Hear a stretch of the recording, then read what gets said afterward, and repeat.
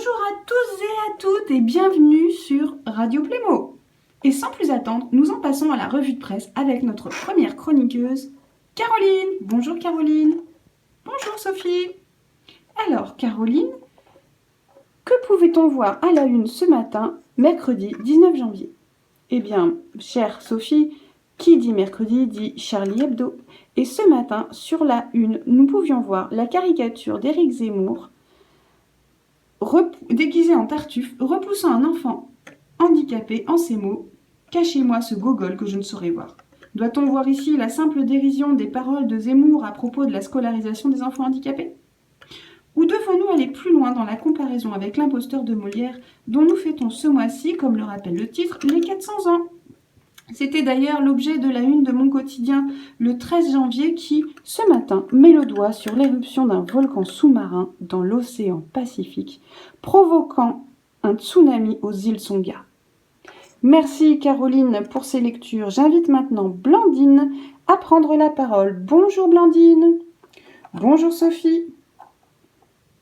Alors Blandine, qu'avez-vous lu pour nous dans la presse ce matin ?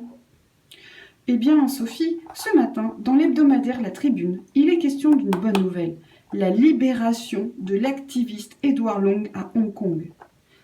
Dans cet article, signé par Jessie Pang et Joy Tsu, on nous rappelle que cet activiste avait été, je cite, emprisonné en 2018 pour son rôle dans une manifestation de 2016, qui s'était transformée en émeute et lors de laquelle environ 130 personnes avaient été blessées.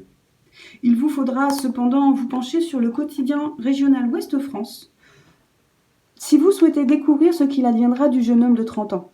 En effet, l'article rappelle que cette liberté sera toute relative car, je cite, « Il y a quelques semaines, des sources gouvernementales avaient indiqué à des médias locaux que l'activiste allait probablement être surveillé, les autorités étant conscientes de son influence sur le camp indépendantiste aujourd'hui très affaibli. »